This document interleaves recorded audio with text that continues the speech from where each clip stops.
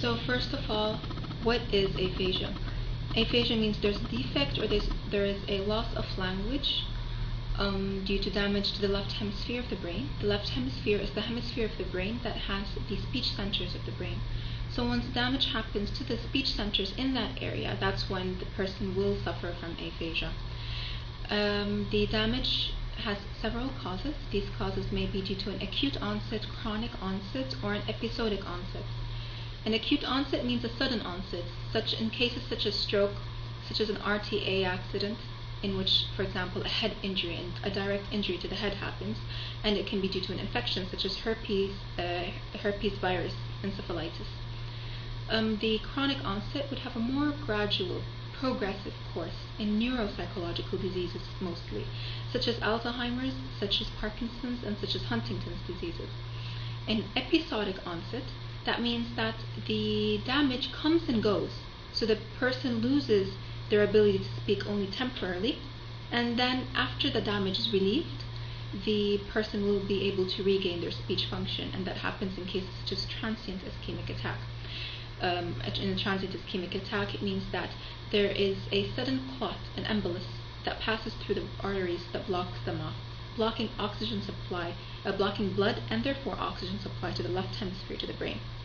Once that clot passes through or dissolves, or maybe if the artery was constricted and it dilated and the blood goes back into the brain and to the left hemisphere, the person will be able to regain their ability to speak. There has been several classifications of aphasia. You cannot give aphasia a concrete classification because speech is a very complex function, so you cannot put it under certain categories, but scientists have done their best to try to approximate what categories it may be under.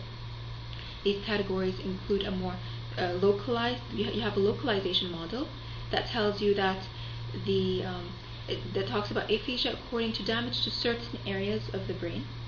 You also have a more progressive model which talks about a gradual onset of aphasia and how the speech is lost and what method, and that happens in neuropsychological diseases such as Alzheimer's. There is also a pure aphasia, a pure model, in which only one aspect of speech is damaged. That aspect of speech is, it can be loss of only writing or only reading with no problems in the person's actual vision, just inability to actually tell what the words are. It can be due to loss of only names, the inability to name objects, and that happens in a certain type of aphasia that I'll come to later. But what is definite is that there are certain varieties of aphasia that have been agreed upon. We have 4 to 5 varieties. The first variety would be the Broca's aphasia, in which the inferior-lateral frontal lobe of the left hemisphere is affected. Broca's aphasia is known as a expressive aphasia. The person is unable to express what they're trying to say. They understand what's being told, but they cannot express their words.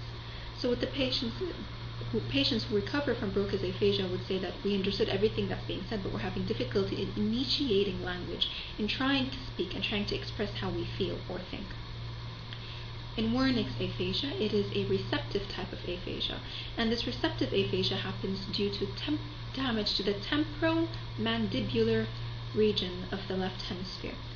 In this type of aphasia, patients who recover say that we cannot understand what's being told to us, and we cannot understand what we are saying. So how severe this Wernicke's aphasia depends on how severe the damage to the brain is, to the temporomandibular region. It can be just simple. The patient finds their speech and others is a foreign language, so the patient will talk that's a more complex form. The patient will be speaking in gibberish. They cannot make sentences because they are unable to understand. They're unable to understand what they're saying. Or it can be just that the patient does not understand specific words that are being said. So you will find the person saying a regular sentence, and all of a sudden, that person will say a word or two. They will add a couple of words that make no sense in the sentence, simply because they don't understand it. So they cannot. So the difference here is that they cannot understand the language itself. They can talk, they have no problems in initiating language, their speech is fluent, but they'll have strange words popping up and it will sound gibberish. And some may diagnose it as some psychotic behavior, but it's not. It's just an inability to talk due to not being able to understand the words. But then inability to make proper sentences, you can say. Another type of aphasia is the nominal aphasia. Nominal aphasia happens when only a defect in words happens. So that happens they cannot name objects.